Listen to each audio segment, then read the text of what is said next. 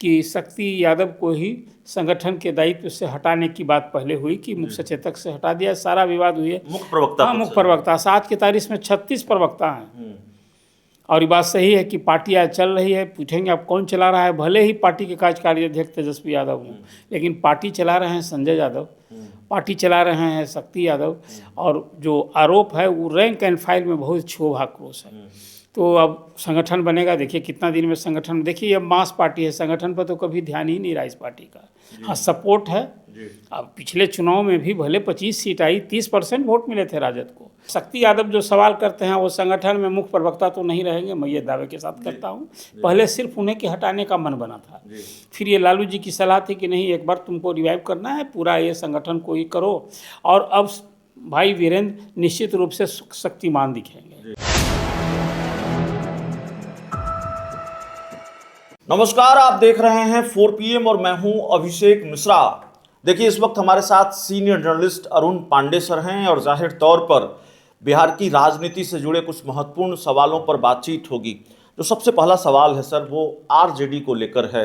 एक परसेप्शन बना तेजस्वी यादव को लेकर कि वो राजनीति को बहुत गंभीरता से नहीं ले रहे हैं। और जिस दिन बांकीपुर का रिजल्ट आया उस दिन आपने कहा भी, आपने अपनी प्रतिक्रिया में कहा कि भाई कहीं ना कहीं इस रिजल्ट के लिए वो आप तेजस्वी यादव को भी जिम्मेवार मानते हैं।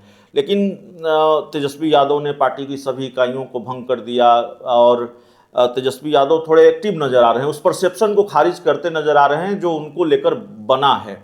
तो आरजेडी की संभावित तस्वीर आने वाले दिनों में क्या होगी? संजय यादव, शक्ति सिंह यादव, सुनील सिंह, इन चेहरों से परिवार के अंदर भी बड़ी नाराज़गी है और पार्टी के अंदर भी कभी यदा कदा नाराजगी होती है। और अभी तो भाई वीरेंद्र ने शक्ति सिंह यादव के खिलाफ मोर्चा भी खोल दिया है। तो क्या बड़े बदलाव, सांगठनिक स्तर पर बड़े बदलाव आरजेडी में देखने को मिलेंगे या फिर डैमेज कंट्रोल के लिए बस ये कवायद तेजस्वी यादव ने की है? देखिए, अभी बांकीपुर विधानसभा सीट के लिए उपचुनाव जो नतीजा है उसमें एक साथ 2 प्रमुख दलों को झटका लगा। सत्तारूढ़ दल एनडीए को भी लगा। जो बीजेपी के राष्ट्रीय अध्यक्ष नितिन नवीन की सीट थी वो हाथ से निकल गई। कोई 3 दशक से उस सीट पर बीजेपी का कब्जा था और हम आप सभी कहते थे कि ये बीजेपी का गढ़ है, दुर्ग है, इसको ध्वस्त करना सरल नहीं होगा। तो नतीजा तो आया कि पूरी तरह से भाजपा की सीट ही छीन गई। और लगे हाथ जो बिहार में मुख्य विपक्षी दल है, जो राजनीति की एक धुरी है, लालू प्रसाद सत्ता में रहे या सत्ता से बाहर रहे 1990 से अब तक, राजनीति की पूरी धुरी सत्तारूढ़ दल के भी लालू के इर्द गिर्द करते हैं। आपको याद होगा कोई ऐसा चुनाव नहीं रहा जिसमें लोग जंगल राज की याद नहीं करते हैं।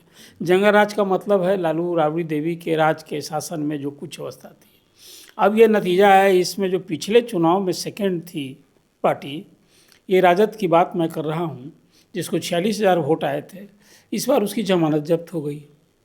तो नेचुरल है कि हार के कारण की तो आत्मन, ये सबक है, ये आत्ममंथन की जरूरत है और ये चुनौती है, ये दोनों के लिए कि आखिर गढ़ कैसे ध्वस्त हो गया, ये लेसनिंग है। और राजद के लिए है, राजद का एक परंपरागत वोट माना जाता है कि यादव और मुस्लिम उसके साथ हैं। इस चुनाव में तो सारा समीकरण और जाति की राजनीति सब ध्वस्त होती दिखी। प्रशांत किशोर को सभी जाति धर्म के वोट मिले हैं। वो गवाह है कि 422 बूथ में मात्र 78 बूथ पर बीजेपी को वही मामूली अंतर से बढ़त मिली थी और 6 से 7 बूथ थे जिसमें राजद को भी उसी तरह से मामूली बढ़त थी। आप जरा कल्पना कीजिए कि किस तरह से जो परंपरागत जिसको कहते हैं एनडीए का भी वोट और राजद के वोट में संधमारी ज़बरदस्त हो गई और नतीजा आपके सामने आया। अब उसके दूसरे दिन आपने देखा कि बीजेपी के कार्यालय में उच्च स्तरीय बैठक हुई, समीक्षा बैठक हुई, जिसमें मुख्यमंत्री भी थे, प्रदेश अध्यक्ष थे और सारे पदाधिकारी थे। हार के कारणों की समीक्षा तो एक तो उन लोगों ने माना, जो चर्चा आपसे पहले भी मैंने की थी, कि प्रचार का बुलडोज हो गया, इतना कुछ शरबत में मिश्री डाल दिया कि वो काम ही नहीं आया, वो पीने योग्य नहीं रहा। ये तो बीजेपी की हार का कारण उसका अति विश्वास, आत्मविश्वास एक उसको ले डूबा। उसको था कि एक गढ़ ध्वस्त और ताकत तो ऐसी लगा दी कि सोचिए 40 स्टार प्रचारक खुद पार्टी के अध्यक्ष कैंप करते रहे, कोई काम नहीं आया। तो आत्ममंथन तो करना ही चाहिए। ये एक सीट का चुनाव नहीं है, आने वाले प्रदेश की राजनीति, देश की राजनीति में एक बदलाव का भी संकेत है। तो ये तो नतीजा हो गया। दूसरी बात, अब राजद में दूसरे तीसरे दिन नतीजा आने के बाद पार्टी में घमासान शुरू हो गया। पार्टी के वरिष्ठ नेता हैं, कभी पार्टी के प्रवक्ता रहे थे, मुख्य प्रवक्ता रहे थे। ये भाई वीरेंद्र की बात कर रहा हूँ, विधायक की। उन्होंने पूरा सांगठनिक कमजोरी को ठिकरा फोड़ा और साफ कहा, जिस तरह के गंभीर आरोप लगाए कि पार्टी में कुछ लोग नेता को, तेजस्वी यादव को घेर रखे हैं, जो मिलाने के लिए पैसा लेते हैं, और कुछ इस तरह से चारित्रिक भी वो हमला बोला। जवाब में नाम तो नहीं था, लेकिन शक्ति यादव जो अभी मुख्य सचेतक हैं, इन्हीं भाई वीरेंद्र को हटाकर बनाया था मुख्य सचेतक, मुख्य प्रवक्ता बनाया था इसको, शक्ति यादव को। अब ये दोनों में जो ठनी है, तो पूरी राज्य की खेत खाए कहते हैं, गधा मार खाए जुल्हा वाली बात हुई कि हार हुई बांकीपुर में, तो किशनगंज मधेपुरा से लेकर सारे जिलों की, राज्य स्तर की, जिला स्तर की, प्रखंड स्तर की और पंचायत स्तर की सारी कमेटियां भंग कर दी। ये इसको एक तरह से, आखिर राजद के लोग कहाँ से आएंगे? इसी संगठन से जुड़े लोग हैं जो वर्षों से जुड़े हुए हैं। 1997 में पार्टी बनी, ये 30 साल की यात्रा पूरी हो गई। चलिए, अभी जब संगठन को आप जो सवाल पूछा, ये डैमेज ही कंट्रोल है। बदलाव क्या होगा? बदलाव उसको M22 से अलग नहीं होगा। राजद के कार्यकर्ताओं की, उसकी बोली शैली, उसका बॉडी लैंग्वेज कुछ औरों से भिन्न होता है। ये हड़ा गमछा की बात जो आप करते हैं। चलिए, एक बात जो आपने अपने ही प्रारंभिक चर्चा में पूछी कि इसमें किसका औकात घटेगा, किसका जो कद घटेगा। मैं मानता हूं कि भाई वीरेंद्र के कॉल पर भाई वीरेंद्र ने ये मांग की थी, तो मेरी तो जानकारी है भरोसे की कि शक्ति यादव को ही संगठन के दायित्व से हटाने की बात पहले हुई कि मुख्य सचेतक से हटा दिया, सारा विवाद हुई। मुख्य प्रवक्ता 7 की तारीख में 36 प्रवक्ता हैं, और ये बात सही है कि पार्टी आज चल रही है। पूछेंगे आप कौन चला रहा है? भले ही पार्टी के कार्यकारी अध्यक्ष तेजस्वी यादव हों, लेकिन पार्टी चला रहे हैं संजय यादव, पार्टी चला रहे हैं शक्ति यादव, और जो आरोप है वो रैंक एंड फाइल में बहुत क्षोभ आक्रोश है।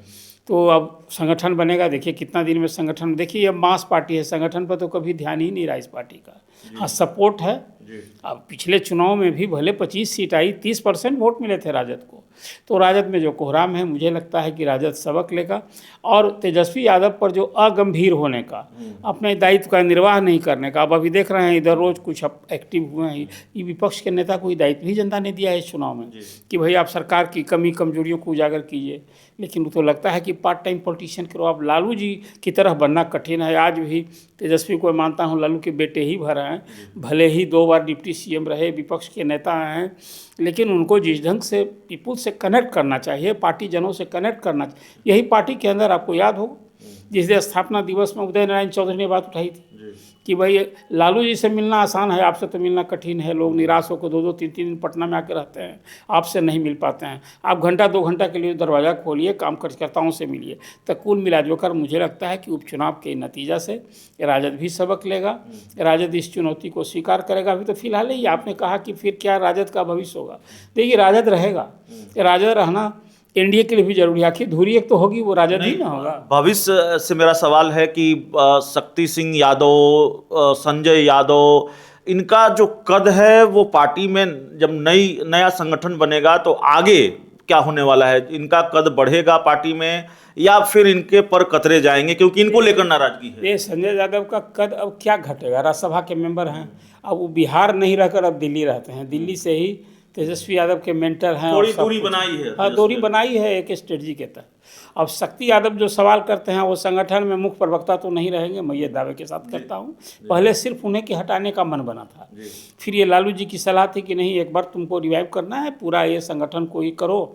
और अब भाई वीरेंद्र निश्चित रूप से शक्तिमान दिखेंगे, इसका एक असर ये होगा।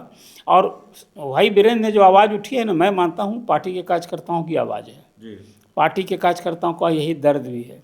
इसलिए आने वाले दिन में राजद में एक बदलाव होगा, और पदाधिकारी जो जिला अध्यक्ष हैं, जो प्रदेश में पदाधिकारी हैं, उसमें एक और शिवचंद्र झा को कुछ अवसर मिल सकता है, शिवचंद्र राम को मिल सकता है। बात तो हो रही थी कि भाई वीरेंद्र को कार्यकारी अध्यक्ष प्रदेश का बनाया जाए, यहाँ तक चर्चा हो रही थी। अब वो देखिए संगठन में क्या बदलाव आता है, लेकिन निश्चित रूप से बांकीपुर के चुनाव के नतीजे ने राजद को हिला। सुधाकर सिंह के नाम की भी बड़ी चर्चा है कि पार्टी की कमान उनको दी जा सकती है। अब सुधाकर सिंह पार्टी का क्या बनेंगे? पिताजी तो यहाँ प्रदेश के अध्यक्ष थे, अब वो एक सांसद के रूप में निश्चित रूप से एक मुखर सांसद जिसको कहिए, विपक्ष विपक्ष का वो तो आवाज़ बने हुए हैं। ऐसे लोगों को देना चाहिए, क्या बुराई है। कोई सुधाकर का इमेज तो कोई मंत्री रहते उन्होंने पद त्याग किया था, मुख्यमंत्री से नहीं पटी थी। लेकिन जो चर्चा थी अभी कि भाई वीरेंद्र मैंने पार्टी में जो अब मंगनी लाल मंडल नहीं चलने वाले हैं और प्रदेश अध्यक्ष की चलती भी कहाँ है, चाहे वो जगदानंद सिंह हो और चाहे वो मंगनी लाल मंडल हो। जगदानंद सिंह थे तो पार्टी के कोषाध्यक्ष का दफ्तर शक्ति यादव ने हथिया लिया। तो भाई वीरेंद्र पावरफुल होंगे पार्टी में? हाँ हाँ, ये अभी जो कॉल ही दिया भाई वीरेंद्र ने, एक तरह से कहिए चुप्पी तोड़ी, आवाज़ बने, उन्हीं के कॉल के बाद पार्टी की सांगठनिक इकाई पंचायत स्तर तक भंग की गई है। तो निश्चित रूप से भाई वीरेंद्र का तो कद बढ़ ही गया है, बढ़ना अब तो जो कद था लौटाने की बात होगी। अब वो मुख्य प्रवक्ता थे और वो निश्चित रूप से मुख्य प्रवक्ता या प्रदेश के कार्यकारी हाँ, अध्यक्ष? कुछ न कुछ उनको दायित्व संगठन का दिया जाएगा। अभी तो मात्र विधायक है ना, और विधानसभा की पीएससी के चेयरमैन है। एक